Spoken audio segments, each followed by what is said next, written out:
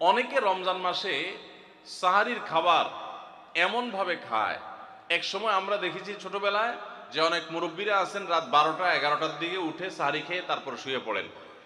এটা যেমন একটা ভুল ছিল, সাহারি হলো শেষের দিকে খাওয়া উত্তম, ওনারা খাইতেন আগে। অতিরিক্ত সতর্ক যেটাকে বলে, এত আগে কেন খায়? যে শেষের দিকে খাইলে রোজা হয় না, না হয়, এই জন্য 12টার সময় 4-5 ঘন্টা আগে খেয়ে ধুয়ে দিলাম। এটা হলো বেশি সতর্ক হওয়া। বেশি সতর্ক হওয়া বুঝেন? এক লোক দোতলা শুয়ে আছে ফ্লোরে, তো একটু পর পর মাথা উপরের দিকে উঠে ফেলতেছে। কেউ জিজ্ঞাসা করলো কি ব্যাপার, তুমি কি এমন কেন করতেছো? ফ্লোরে শুয়ে আসো চিত হয়ে, একটু বড় মাথা উঠাও কেন? তো লোকটা বললো নিচের ফ্লোরে একজনে সুই সুতা দিয়ে কাপড় সিলাইতেছে, তো এইভাবে সেলাই করে টান দেন উপর দিকে। তো বলে যে সতর্ক থাকতে তো দোষ নাই, যদি ফ্লোর ভেদ করে আমার মাথা লাগে, এই জন্য মাথা উঠে ফেলতেছে। তো এটা অতিরিক্ত সতর্কতা হলো না?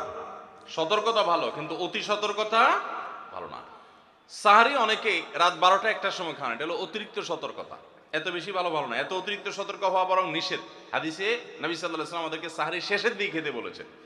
এখন আরেকটা ভুল হলো, অনেকে সাহারি এত শেষে খান যে মুয়াজ্জিনের সাথে ওনার কম্পিটিশন হয়।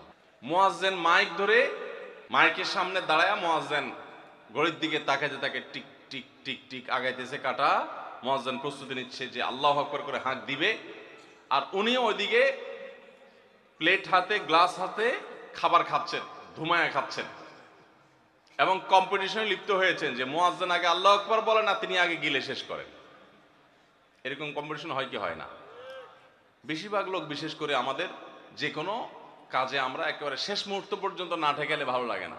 এই যে একদম আজান হওয়ার আগ মুহূর্ত পর্যন্ত খেতে থাকা, অনেক সময় দেখা যায় যে ভিতরে যাইতে যাচ্ছে আজান পড়তেছে, এখনো আমার গলার নিচেও নামে না, এদিকে আল্লাহ আকবার শুরু করে দিছি, আল্লাহ আকবার শুরু করতেছে, তখনও চাপাইতেছি, এবার ফালাই দিছি। দেরিতে সাহারি খাওয়া সুন্নাত, এর মানে এই না যে এত দেরি করবেন যে মুয়াজ্জিনের সাথে আপনি চোর পুলিশ খেলাবেন। এত দেরি করা এটা অবশ্যই সুন্নাহ নয়। নবী করিম সাল্লাল্লাহু আলাইহি সাল্লাম সাহারি খেয়ে শেষ করার পর ফজরের নামাজ পড়তেন, মাঝখানে 50 আয়াত পড়ার মতো গ্যাপ থাকতো।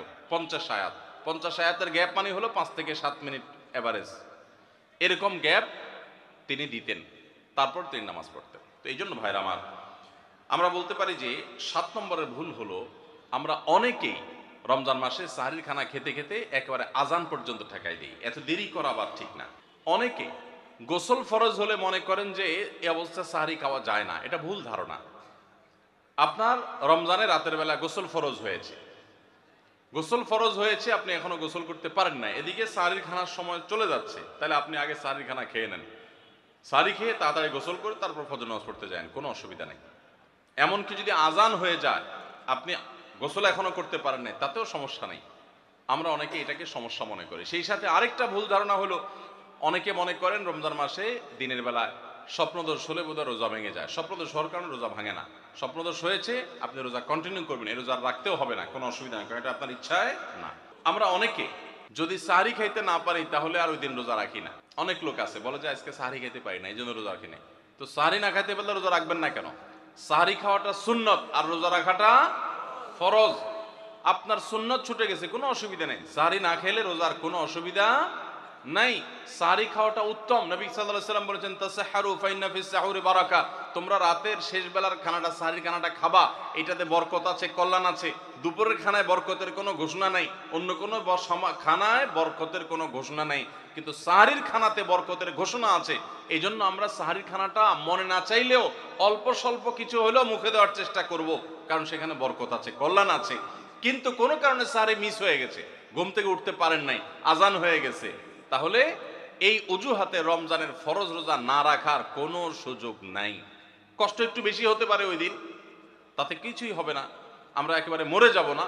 ধৈর্য ধরা শিখতে হবে। ইমানদারকে আল্লাহ তাআলা সবর করা শেখাচ্ছেন রমজানের মাধ্যমে। এই জন্য ভাইরা, কোনোদিন সাহারি মিস হইলে ওই দিন রোজা মিস করা যাবে না। সাহারিতে আমরা বেশিরভাগ মানুষ একটা সুন্নাত আমল করি না, সেটা হলো খেজুর খাওয়া। সন্ধ্যার সময় ইফতারিতে যখন আমরা সাহারি খাই, তখন তো সবাই আমরা জানি, আমরা ইফতারিতে যখন খেজুর খাই তখন তো আমরা সবাই মোটামুটি জানি যেটা সুন্নত। কিন্তু সাহারিতে খেজুর খাওয়া যে সুন্নত, এটা ম্যাক্সিমাম মানুষ আমাদের দেশে এখনো জানেন না। নবী করিম সাল্লাল্লাহু আলাইহি সাল্লাম বলেছেন, নি'মা সাহুরুল মুমিনি আত-তামার, ঈমানদারের সবচাইতে উত্তম সাহরি হলো খেজুর।